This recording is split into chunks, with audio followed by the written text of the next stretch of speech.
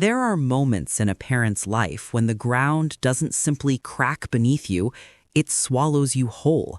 Mine came on an ordinary evening, with dishes stacked in the sink and a half-finished cup of tea cooling on the table. The confession didn't arrive with trembling lips or shame. It was spoken calmly, with the certainty of a fact too heavy to deny. From that second onward, I wasn't just a mother, I was a witness. At first, the mind resists. It twists words, bends them into metaphors. Perhaps it meant something else, a cry for help, a metaphor for brokenness, an exaggeration born of loneliness. But the eyes give away what the words try to mask. And his eyes, my son's eyes, didn't shimmer with exaggeration. They were cold, steady, full of a knowledge I wish I never had to see. Sleep didn't come that night. I lay in bed staring at the ceiling, every creak of the house now charged with suspicion. I thought of childhood photographs, school recitals, birthdays. Images flickered through memory like old film reels, cake crumbs on his face, laughter ringing in backyards. How does a boy who once clutched my hand in fear of thunderstorms grow into a man whose silence feels like a threat? The answer isn't found in photographs. It's in the gaps between them. The missing years, the late nights, the phone calls that ended too quickly. In retrospect, the signs had always been there, scattered like breadcrumbs I refused to follow. A shirt stained darker than mud, explanations that dissolved under scrutiny, the way the dog once snarled at him and never again wagged its tail in his presence. The human mind is merciful in its denial. We stitch excuses over holes too wide to cover, until the thread snapped. That week, I began noticing things that had always been invisible. The basement door, which he kept locked even though nothing of value was stored there. The metal smell that clung to his jacket, sharp and acrid, long after he insisted he hadn't left the house. And worst of all, the silence that followed him, as if rooms themselves held their breath when he entered. I wanted to tell myself that these were coincidences, artifacts of paranoia. But then I found the box. It was tucked behind the furnace, wrapped in an old blanket. Dust had gathered thick across it, but the lock was polished as though handled often. My hands shook when I pried it open, expecting old tools or forgotten keepsakes. Instead, I found objects that didn't belong to us. Jewelry, broken, mismatched, heavy with unfamiliar history. A scarf with a tear near the hem, stiffened with what I tried to tell myself was rust. And photographs. Not posed portraits, but candid shots of strangers caught in moments that should never have been recorded. The air turned heavy in that basement, pressing against my lungs until each breath was shallow and ragged. My first instinct was to run, to scream, to drag the box into daylight and force answers out of it. But I didn't. Instead, I closed it, wrapped it back in the blanket, and returned it to its corner, because to confront it meant to confirm it, and I wasn't ready for confirmation. Fear doesn't arrive all at once. It trips, steady and corrosive. Each morning, I woke with the memory of what I had seen, and each night I tried to erase it with new layers of denial. But the world doesn't let denial live long. The police blotter became my evening ritual. Names appeared, faces of the missing staring from digital screens. Their absence gnawed at communities, headlines written in urgent tones. Each case seemed distant until it didn't. Dates aligned with nights he had vanished, excuses that had never quite made sense. One victim had last been seen in a cafe near where he claimed to be working late. Another disappeared during a storm, the same night he returned home soaked, clothes clinging, no umbrella in sight. Coincidence only stretches so far before it breaks. And then there was the smell. I could no longer ignore it, the coppery tang that lingered in the laundry room after he washed his clothes, the drains in the bathroom that clogged too often, The way he flinched when the news showed crime scenes, not out of fear, but out of recognition. A parent's heart is not designed to hold this kind of knowledge. It fractures, splintering between love and dread. I still set the table with his favorite dish, still folded his shirts, still kissed his forehead when he pretended to sleep. But beneath every gesture bloomed terror. Because if he was what he said he was, then every act of care was an act of complicity. The house itself began to change. Doors creaked louder, hallways stretched longer, shadows thickened in corners. At night, I would wake to faint noises, whispers too low to catch, but enough to freeze me in place. Once, I followed the sound to the basement, standing before that locked door, trembling. Behind it, silence pressed hard, as if something waited for me to listen closer. And then came the dream. I stood in the kitchen, the table laid with dinner for two. Across from me sat my son, only his face was blurred, as though memory refused to shape it. He lifted his fork, dripping red, and asked no questions. The lights flickered, and suddenly the room was filled with faceless figures seated around us, all eating in silence. Their hands moved in rhythm, their mouths chewing what I couldn't see. When I tried to scream, my voice dissolved into the scraping of knives against plates. I woke, drenched in sweat, heart hammering, but the sound didn't vanish. The scraping lingered, faint, coming from the basement below. Denial shattered then. I no longer believed this was paranoia or grief or imagination. I believed him, and belief is heavier than truth, because once you accept it, you can never unknow it, and I had just begun to understand the cost of carrying it. The days after belief settled in were unlike any I had lived before. The world didn't end with thunder or collapse into chaos. It simply kept moving, while I walked through it with the knowledge that my son might be carrying ghosts no one else could see. Every glance at him became an interrogation in silence. Each gesture carried hidden weight. When he poured himself a glass of water, I wondered if those same hands had once tightened around someone's throat. When he smiled politely to neighbors, I wondered how many others had seen that same smile in their last moments. The routine of life continued, but every ordinary act was stained by suspicion. I told myself to watch, to gather proof, to separate fear from fact. But observation changed nothing. It only fed the terror. One evening, the lock on the basement door was gone. The latch hung loose, as if someone had forced it open, yet no marks of violence scarred the wood. I thought for a moment he had left it that way by mistake, but when I tried the handle, the door creaked slowly, almost invitingly. The air inside was damp, colder than the rest of the house. Shadows clung to the corners, and the hum of the furnace masked softer sounds I couldn't place. I stepped carefully, candle in hand, and saw the box again.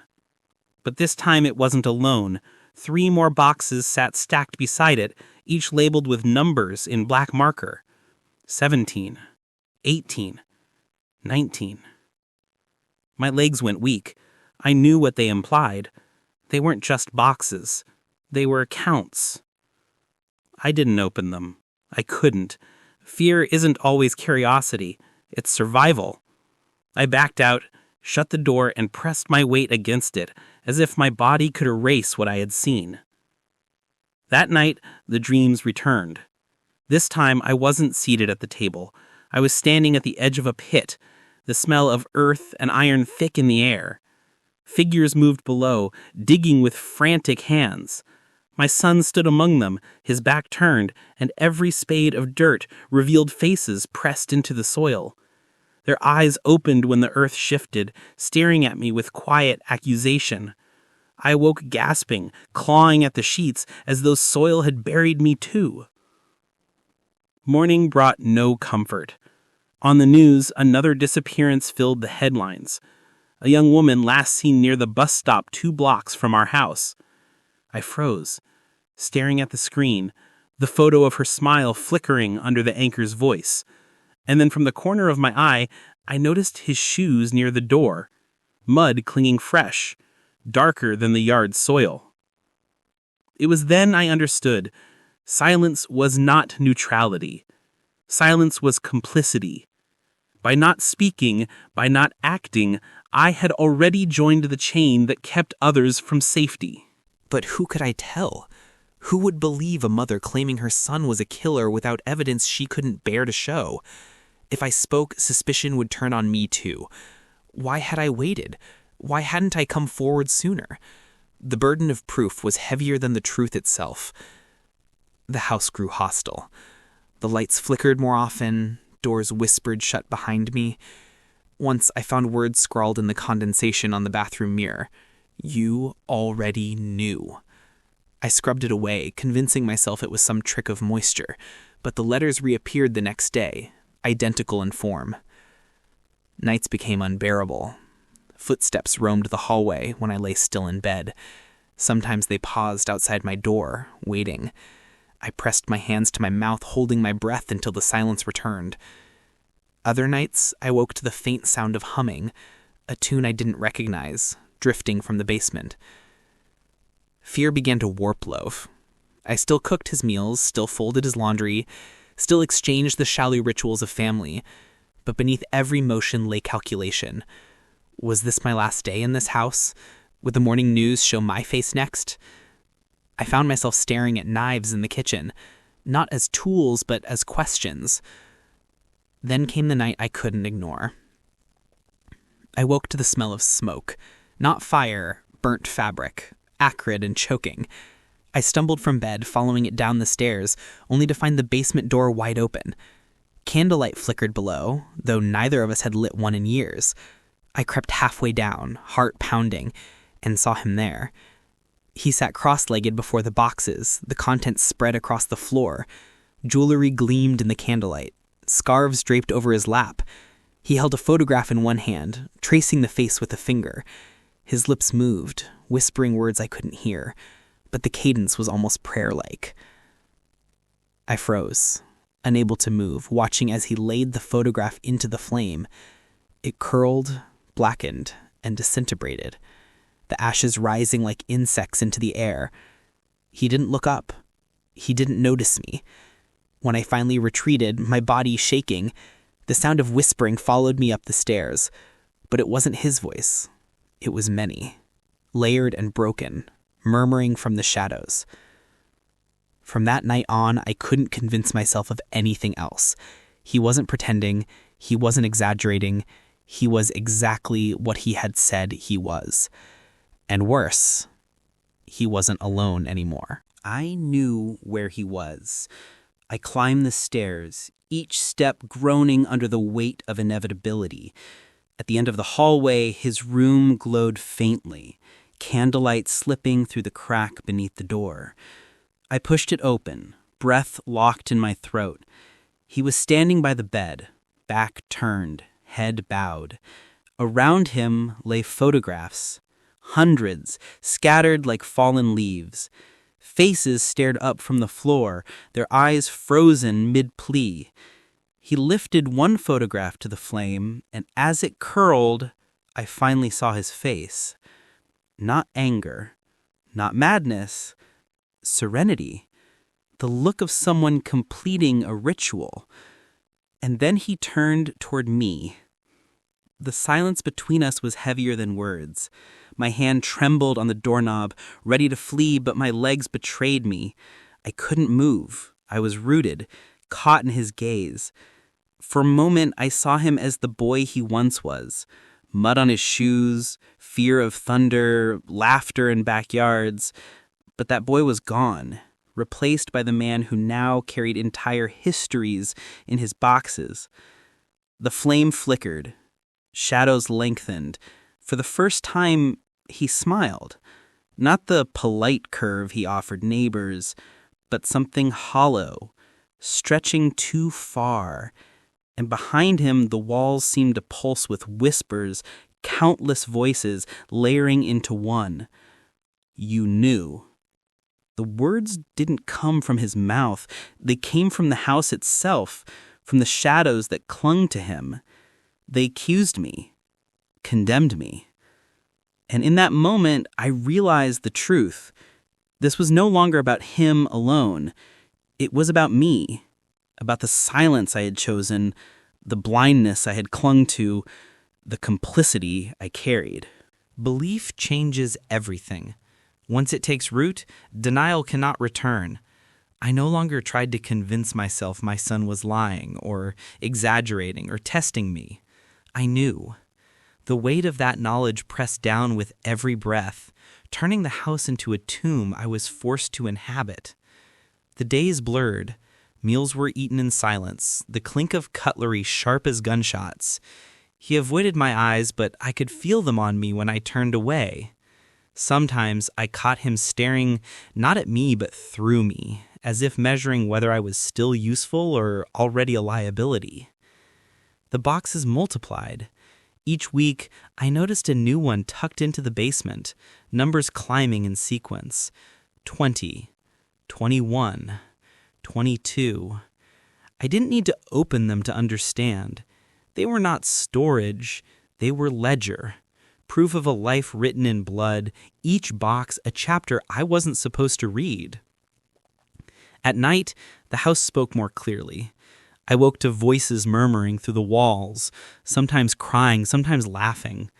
Once I heard my name called from the basement, soft and pleading, in a voice that wasn't his. I pressed my pillow against my ears, but the sound drilled through, relentless. Sleep became a punishment. Dreams replayed the same scene. My son standing at the edge of my bed, face half lit, hands dripping shadows.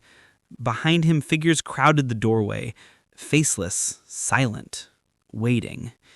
Each night they stood closer. The news only confirmed what I already knew. Disappearances escalated. Every week, another face, another family pleading on camera. Their sorrow was a mirror of the one I refused to admit was mine.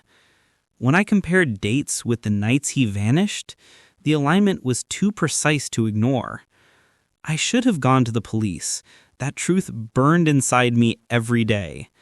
But the horror was no longer just about what he had done. It was about what I had become. If I stepped forward, I would stand accused too. Why hadn't I spoken earlier? Why did I keep living under the same roof, setting the table, washing the clothes? Silence was complicity, and complicity stains deeper than blood. The breaking point came on a night without stars. Power flickered, plunging the house into darkness. I lit a candle, and its flame bent wildly, as though resisting the air itself. Then I heard it, dragging, slow and deliberate, across the floorboards above me. He stepped closer, candle raised. The light danced across his face, revealing not just a son, but a verdict. I felt the walls close in, the floor tilt, the house itself holding its breath. My body screamed to run, but my heart whispered another truth. There was no running from blood. I don't remember leaving the room. I don't remember how I ended up in my own bed, staring at the ceiling until morning. All I remember is the knowledge that settled deep and cold inside me. My son was a killer, and I was his keeper. The world outside continues as if nothing has changed. The sun rises, neighbors wave, news anchors speak in careful tones. But inside this house, the numbers grow. 23, 24. Each box heavier than the last. I no longer ask whether I should tell. I know I won't, because to expose him is to expose myself, to admit that I saw and heard and chose to stay silent. So I keep setting the table, I keep folding the clothes. I keep walking the hallways at night, listening to the whispers of the walls.